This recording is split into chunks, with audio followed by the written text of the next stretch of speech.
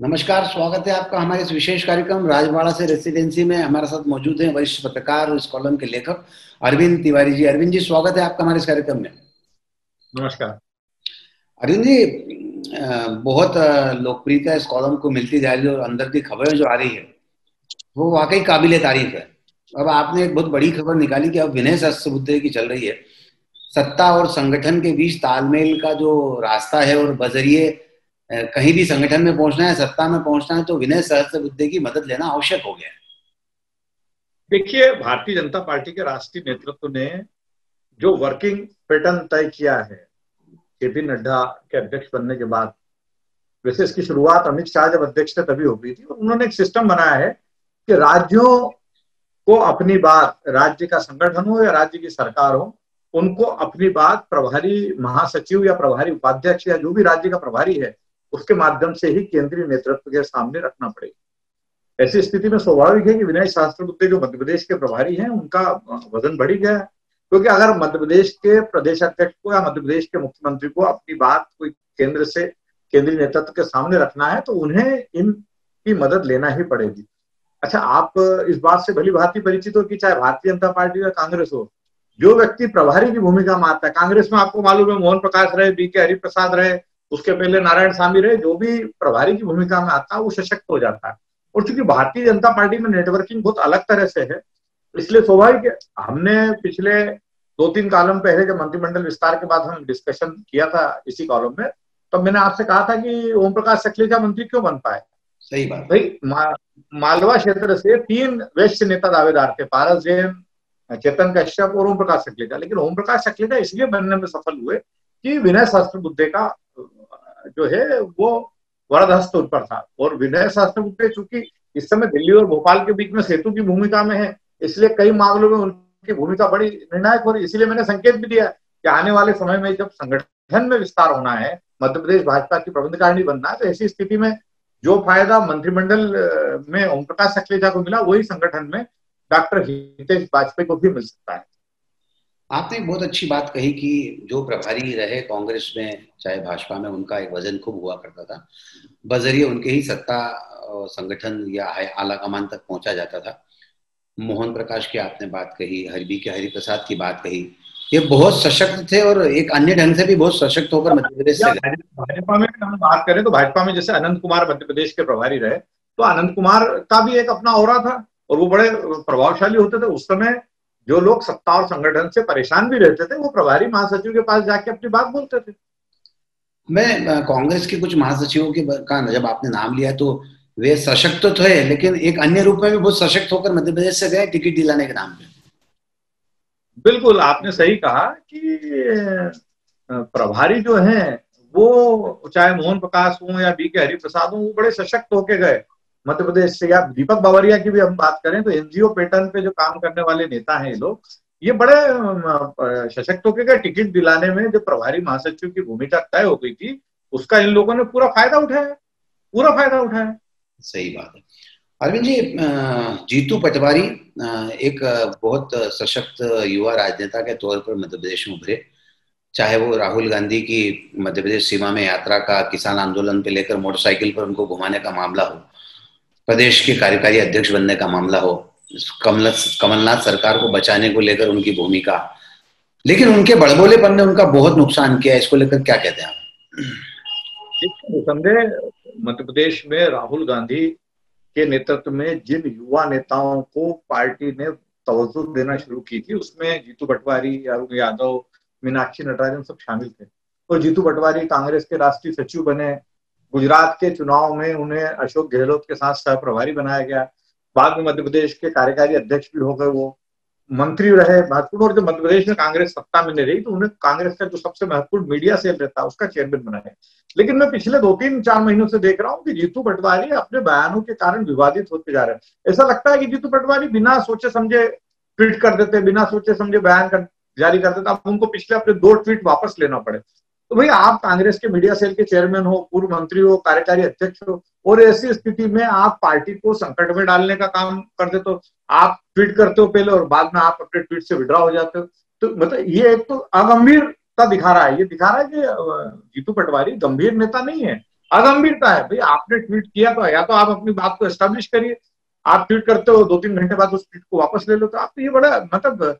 और अभी तो पिछली बार जो स्थिति, अब अच्छा तो जीतू पटवारी के कारण कांग्रेस के नेतृत्व को कई बार परेशानी का सामना करना पड़ा। और पिछली बार तो जब नरेंद्र मोदी से जुड़ा एक ट्वीट उन्होंने किया और उस ट्वीट में फोटो में जिस तरह की टेम्परिंग की बात सामने आई, उसके बाद जीतू पटवारी को उस ट्वीट को विड्रा करना पड़ा।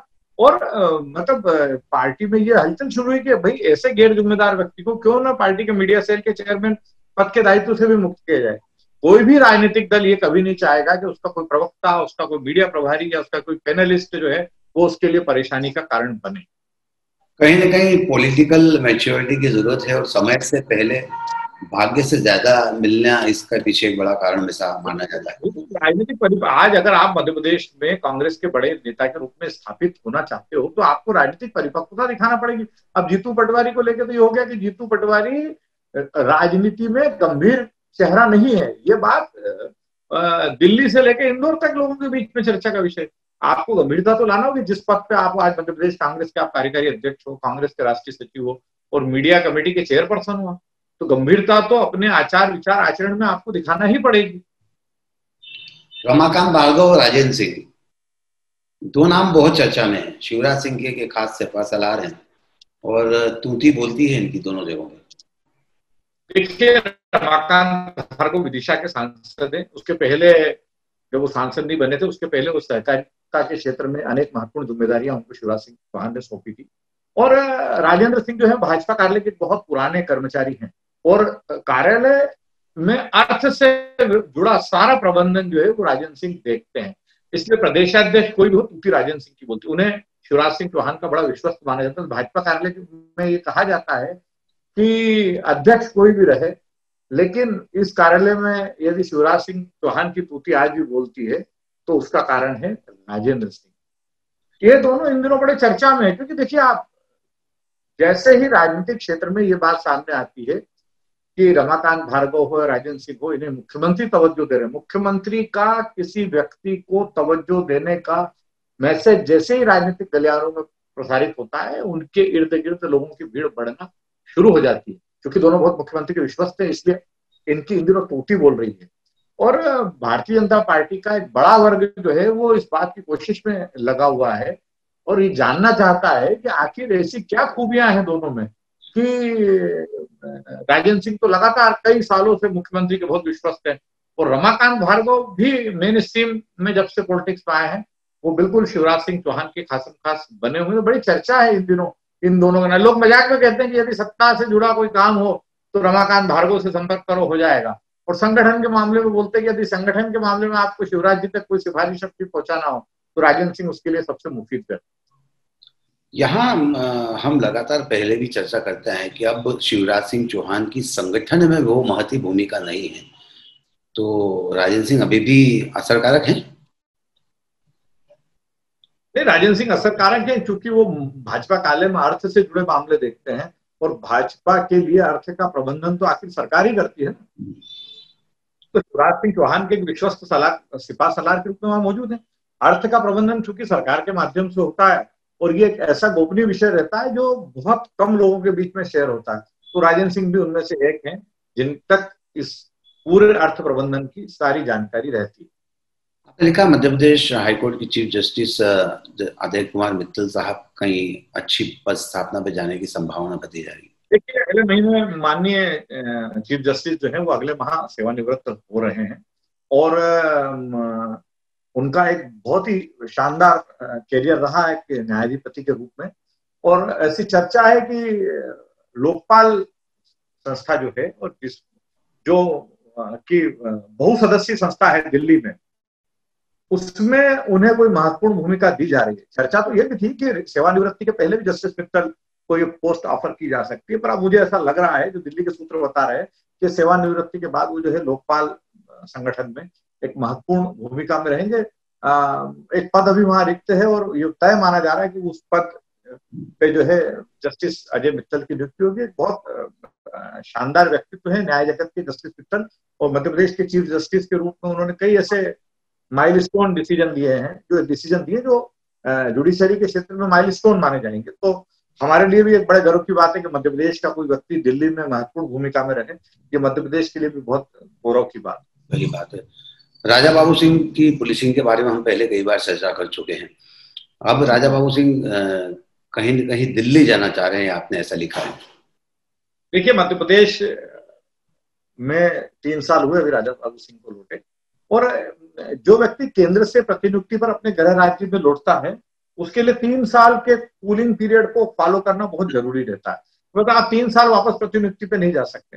राजा बाबू सिंह ग्वालियर के एडीजी थे, वहां से उन्हें जो भोरी स्थित पुलिस प्रशिक्षण संस्थान है, जो देश का एक बड़ा पुलिस प्रशिक्षण संस्थान है, वहां का डायरेक्टर बनाया गया था।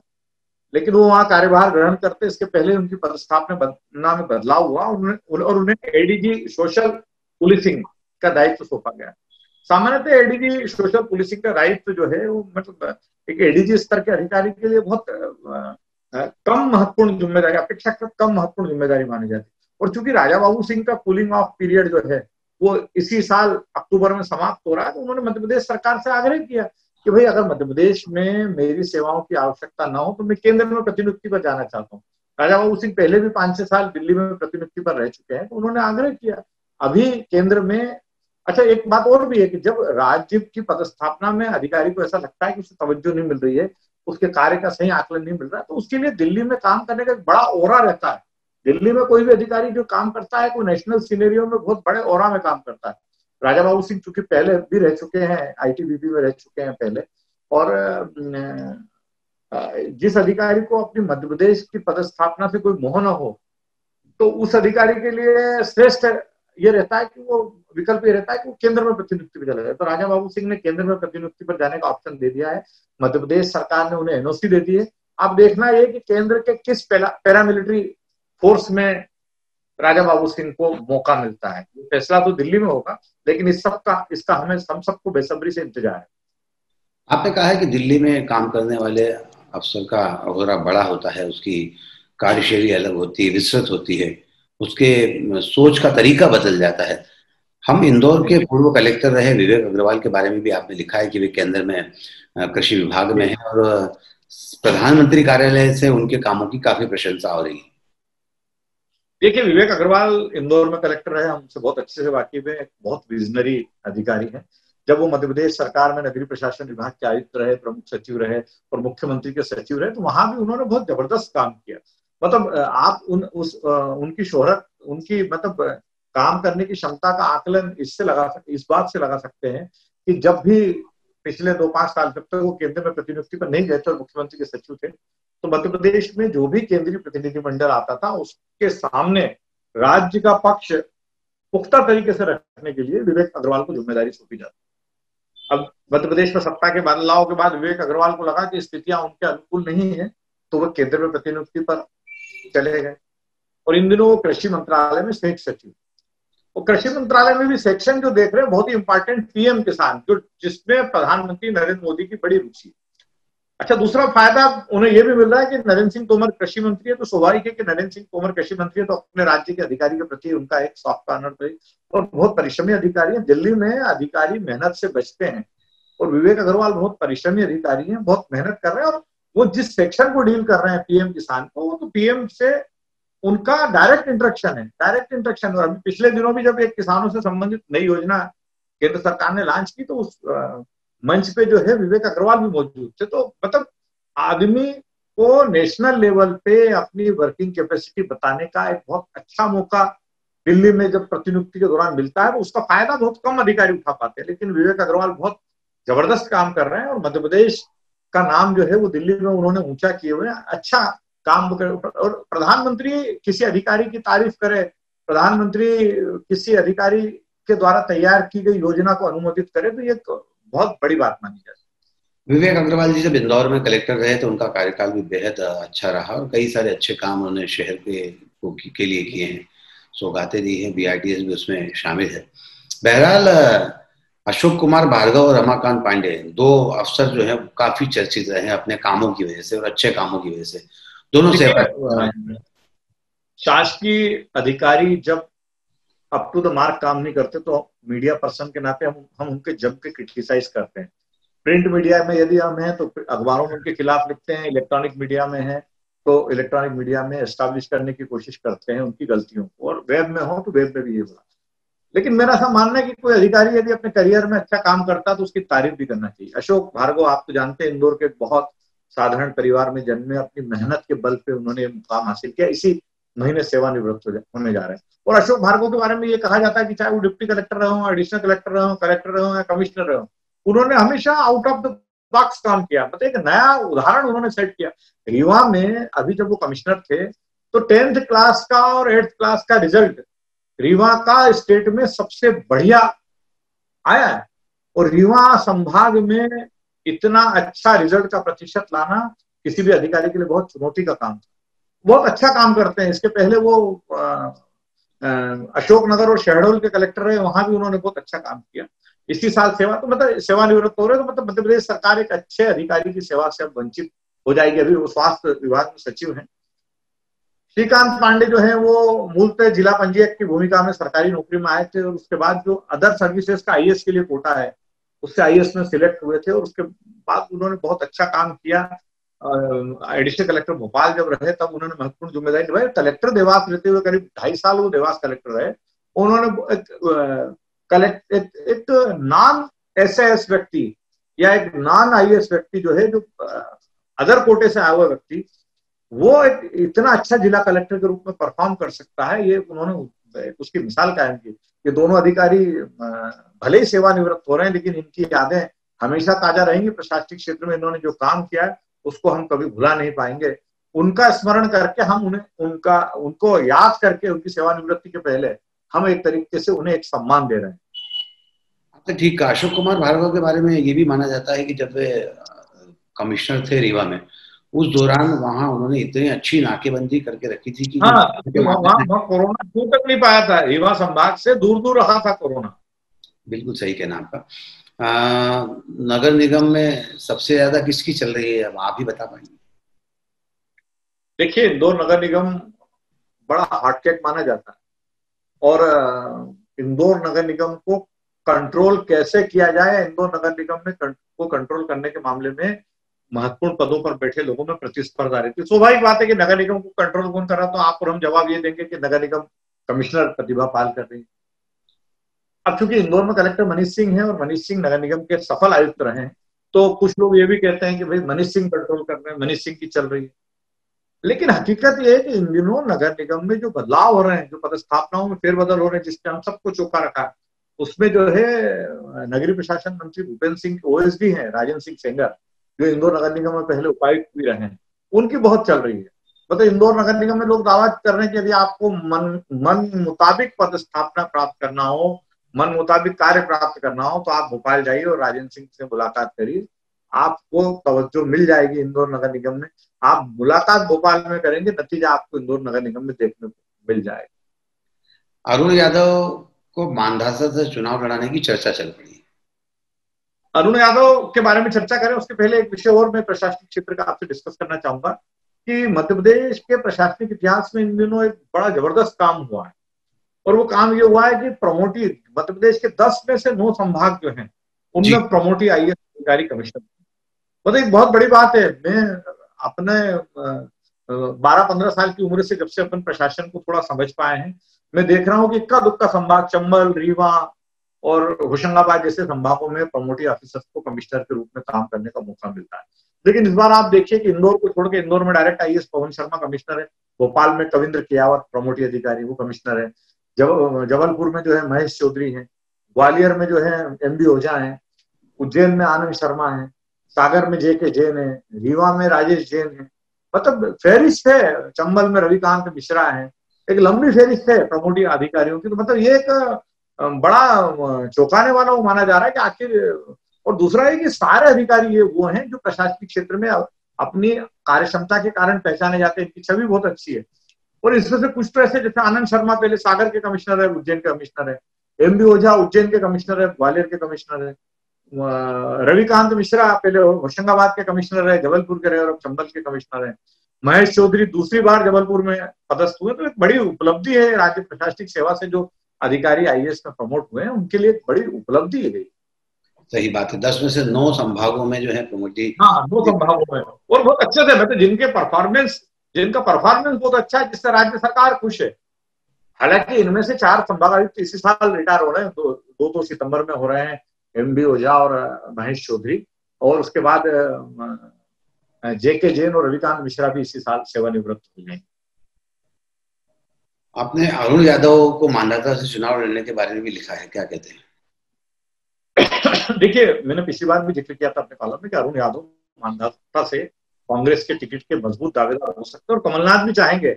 एक एक सीट पे कमलनाथ बड़ी मेहनत कर रहे हैं, तो मानदाता चूंकि बढ़वा से लगी हुई सीट है, अरुण यादव के पुराने संसदीय क्षेत्र खंडवा का हिस्सा, वो भी चाहेंगे कि यहाँ से चुनाव अरुण यादव लड़े, ताकि कांग्रेस के पास अरुण यादव के रूप में कांग्रेस एक मजबूत चेहरे को यहाँ से मैदान में ला सके। लेकिन एक बात दूसरी अभी चल पड़ी है कि अरुण यादव के सामने भारतीय जनता पार्टी नारायण पटेल के बजाय अर्चना चिटनिस को मैदान में ला सकती है, और अर्चना चिटनिस को भारतीय जनता पार्टी यदि मैदान में लाती तो निश्चित तौर पर यहाँ का चुनाव बड़ा रोचक हो जाएगा, क्योंकि अर्चना चिटनिस भी एक बहुत मंजी हुई नेता है, परफॉर्मेंस ओरिएंटेड पॉलिटिशियन है। लेकिन दिक्कत एक ही है जोशी जी, कि नंद कुमार सिंह चौहान, जो खंडवा और बुरहानपुर की राजनीति में अर्चना चिटनिस के घोर विरोधी माने जाते हैं, वो क्या इसके लिए तैयार हो जाएंगे? क्योंकि उपचुनाव में सांसद की भूमिका भी बड़ी इंपॉर्टेंट होती है कि टिकट किसे दिया जाए या नहीं दिया जाए। और नंद कुमार सिंह चौहान चूंकि बहुत पुराने नेता हैं, प्रदेश अध्यक्ष रह चुके हैं, 5-6 बार पहले चुनाव जीत चुके हैं, तो इसलिए उनकी राय बड़ी अहम रहेगी, और नंद कुमार सिंह चौहान की राय कभी भी अर्चना चिटनिस के पक्ष में नहीं जा सकती। सही कहा आपने, परस्पर विरोधी माने जाते हैं उस क्षेत्र से। माखनलाल चतुर्वेदी यूनिवर्सिटी को लेकर भी आपने लिखा है, दावेदारों की बात कही है। जी देखिए, माखनलाल चतुर्वेदी यूनिवर्सिटी के कुलपति का फैसला बहुत जल्दी होने वाला है। पिछली बार आपने और हमने डिस्कस किया था कि विजय मनोहर तिवारी और उदय माहूरकर के बीच ये नाम सर्कुलेशन में सबसे ज्यादा है। वैसे तो कई लोग कतार में, लेकिन ये 2 नाम बड़े चर्चा में। कुलपति पद का चयन एक चयन समिति करती है, और इस चयन समिति के लिए जो नाम प्रस्तावित हुए, जो भी कागजों पे हैं, जिनका अनुमोदन होना बाकी है, वो बहुत दिग्गजों के नाम। हालांकि बहुत दिग्गज पत्रकार नहीं है, लेकिन वो बहुत बड़े नाम है। सच्चिदानंद मिश्र, जो कि कुशाभाऊ ठाकरे यूनिवर्सिटी के वाइस चांसलर रहे, रायपुर की पत्रकारिता विश्वविद्यालय के। उसके बाद जो है डॉक्टर कुलदीपक अग्निहोत्री, जो कि इस समय उत्तराखंड की एक यूनिवर्सिटी के वाइस चांसलर है, और प्रोफेसर प्रकाश बरतूलिया, जो कि लखनऊ सेंट्रल यूनिवर्सिटी के वाइस चांसलर। इन तीनों के नाम चयन समिति के लिए प्रस्तावित हुए। लेकिन ये जो तीनों नाम प्रस्तावित हुए ना, इससे कुछ ना कुछ एहसास हमें हो रहा है, इससे कुछ संकेत मिल रहे हैं। इससे संकेत ये मिल रहा है कि हो सकता है कि इस बार किसी पत्रकार को कुलपति बनने का मौका शायद न मिले, क्योंकि 3 गैर पत्रकारों की चयन समिति बनी है। और एक संकेत और है, तीनों जो नाम हैं ये राष्ट्रीय स्वयंसेवक संघ के बड़े खांटी लोग माने जाते हैं। उससे राष्ट्रीय स्वयंसेवक संघ का इन लोगों पर बड़ा विश्वास है। तो जैसा मैंने पिछले कॉलम में संकेत किया था कि संघ का एक बड़ा वर्ग चाहता है कि विजय मनोहर तिवारी मध्य इस यूनिवर्सिटी के वाइस चांसलर बने, तो कुछ कड़ी बेड़ची दिख रही है कि संघ से जुड़े 3 लोग चयन समिति में, दावेदारों में भी कई संघ से जुड़े लोग हैं, तो वो कुछ समीकरण बनते हुए दिख रहे हैं। बात मीडिया की किए बिना तो कॉलम अधूरा रहता है, और जो पकड़ आपकी पत्रकारिता में प्रशासनिक या राजनीतिक क्षेत्र में है, उतनी ही गहरी पकड़ मीडिया के क्षेत्र की खबरों की आपके पास होती है। तो अरविंद जी, देखिए सुनील जी, सामान्यतः पत्रकार साथी जो है मीडिया से जुड़े विषयों में लिखने से बचते हैं, लेकिन मेरा ऐसा मानना है कि लिखा जाना चाहिए। सही बात है। जब हम सबके बारे में जानने का अधिकार रखते हैं कि प्रशासन में क्या हो रहा है, पुलिस में क्या हो रहा है, राजनीति में क्या हो रहा है, न्यायपालिका में क्या हो रहा है, तो मीडिया के क्षेत्र में क्या हो रहा है यह भी जानना जरूरी है। और मैंने अपने कॉलम का एक हिस्से के लिए मीडिया से जुड़ी खबरों को बनाया। दैनिक भास्कर भोपाल में नए संपादक की नियुक्ति होना है, और योगेश दुबे और आलोक परिहार इसके लिए, इस संपादक पद के लिए उनके नाम चर्चा में। सुधीर अग्रवाल जल्दी फैसला करने वाले हैं।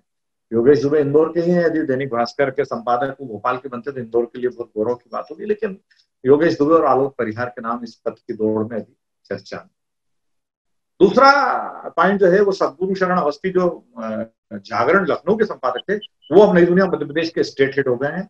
अवस्थी जी इंदौर आकर कार्यभार संभाल चुके हैं, और उनका नाम प्रिंट लाइन में जाने लगा। अब सबकी रुचि ये जानने में आखिर आशीष व्यास का क्या होगा। तो सुनने में ऐसा आ रहा है कि आशीष व्यास को नई दुनिया जागरण समूह जो है वो नोएडा में कोई भूमिका देने जा रहा है। हालांकि अभी तक आशीष व्यास के पास कोई कम्युनिकेशन नहीं है, वो इंदौर में ही है, लेकिन ये सुनने में आ रहा है कि उन्हें जो है मीडिया उन्हें नोएडा में जो है किसी महत्वपूर्ण भूमिका में लाया जा सकता है। लेकिन आशीष व्यास का मध्य प्रदेश से जाना इसलिए चौंकाने वाला माना जा रहा है कि मध्य प्रदेश को जानने समझने वाले व्यक्ति थे आशीष व्यास। और इस सदगुरु शरण अवस्थी की जो पोस्टिंग हुई है एडिटर के रूप में, उनको जो इंदौर भेजा गया स्टेट एडिटर के रूप में और इंदौर मुख्यालय रखा गया, ये संकेत है कि नई दुनिया का लगभग पूरी तरह जागरणीकरण हो गया, क्योंकि तो यहाँ अवस्थी जी आ गए हैं, भोपाल में संजय मिश्रा संपादक है, और सारा वर्किंग पैटर्न जो है वो जागरण के तर्ज पे जो है वो एडॉप्ट हो रहा है। प्रजातंत्र ने उज्जैन से अपना प्रकाशन शुरू कर दिया है। ये एक अच्छी खबर है कि इस दौर में जबकि अखबार वाइंड अप हो रहे हैं, अपना सर्कुलेशन कम कर रहे हैं, चैनल्स के सामने दिक्कत है, हेमंत शर्मा जी ने साहस दिखाया है और उज्जैन संस्करण प्रारंभ किया है। बहुत वरिष्ठ पत्रकार है अनूप शाह, जो भास्कर और नई दुनिया के कई संस्करण में संपादक की प्रभारी की भूमिका निभा चुके हैं, वो इसके संपादक हैं और पिछले दिनों इसका लोकार्पण हुआ। तो एक अच्छी पहल हेमंत जी ने की, और हेमंत जी जिस पैटर्न पे अखबार निकाल रहे हैं वो भी पत्रकारिता के क्षेत्र में एक अच्छा उदाहरण है। खबर यह है कि सुधीर मंगलवार को अपने साथियों से रूबरू हो रहे हैं एक वेबिनार के माध्यम से, और सुधीर जी का संपादकीय साथियों से वेबिनार के माध्यम से मिलना एक बड़ा महत्वपूर्ण माना जा रहा है। और इसकी बकायदा ट्रायल हुई और सभी संपादकीय साथियों को कहा गया कि आपको कनेक्ट होना अनिवार्य है। तो साथियों के बीच में उत्सुकता है कि आखिर सुधीर जी उनसे किस विषय पे संवाद करने जा रहे हैं। प्रजातंत्र की खासियत जो अभी लगातार मैं देखता आ रहा हूँ कि हेडिंग काफी अच्छी और रोचक हेडिंग अखबार में होती है, और उसी से खबर का एक अखबारों में शीर्षक जो है वो इन दिनों एक बड़ी ये माना जा रहा है कि अखबारों से शीर्षक गायब होते जा रहे हैं, अप्रासंगिक शीर्षक आ रहे हैं। रोचक शीर्षक जो हमारे मानस पटल पे अंकित रहे वो हम देख ही नहीं पा रहे हैं। सही बात। तो प्रजातंत्र में लगातार कोई भी महत्वपूर्ण घटनाक्रम रहता है, शीर्षक बहुत रोचक है। हेमंत शर्मा के बहुत अच्छा काम शीर्षकों पे कर रहे हैं। पंकज मुकाती के रूप में उनके पास एक अच्छा मजबूत साथी मौजूद है, जो अखबार के शीर्षक पर अपनी खबर में पाठक कैसे घुसे, उसमें शीर्षक का अट्रैक्टिव शीर्षक का होना बहुत जरूरी है। वो प्रजातंत्र में निसंदेह इस दिशा में बहुत अच्छा कर। वागीश मिश्रा की भी वापसी हो गई है प्रजातंत्र। वागीश मिश्रा वापस आ गए हैं प्रजातंत्र में, एक अच्छे पत्रकार है, और हमें बड़ी खुशी हुई वागीश का जब लौटने का हमने सुना कि वागीश मिश्रा वापस प्रजातंत्र में आ गए, तो हम सबको बहुत खुशी हुई, क्योंकि इन दिनों अखबारों में अच्छा काम करने वाले, मेहनत के साथ काम करने और विषय पर पकड़ रखने वाले लोगों की कमी होती जा रही है। तो वागीश का पुनः प्रजातंत्र में आना एक अच्छा संकेत। अजय तिवारी भी दतिया पोस्ट हो गए। जी, अजय तिवारी बहुत वरिष्ठ पत्रकार हैं, भास्कर में पहले महत्वपूर्ण भूमिका में रहे हैं, और उसके बाद जो है वो अब नई दुनिया में थे। नई दुनिया में उन्होंने रतलाम ब्यूरो संभाला, उज्जैन ब्यूरो संभाला, और अब वो जो है अजय तिवारी वो दतिया में नई दुनिया के ब्यूरो प्रभारी बनाए गए। तो इसे अजय तिवारी बड़े वरिष्ठ पत्रकार हैं, और दतिया जैसा ब्यूरो उनके लिए बड़ा छोटा ब्यूरो है, लेकिन अजय तिवारी जहां भी रहते हैं वो अपनी प्रतिभा का परिचय देते, एक नई पहचान अपने संस्थान को देने में कामयाब होते हैं। सही कहना है, पत्रकारों में कुछ लोग वाकई में ऐसे होते हैं जो लैंडमार्क होते हैं। अरविंद तिवारी जी को ही लीजिए, पत्रकारिता में एक नया मुकाम स्थापित किया है। एक कॉलम ऐसा बनाया जिस कॉलम को इतना लोकप्रिय बना दिया है उन्होंने कि हर अखबार, हर वेब पोर्टल उसको लेने लगा है।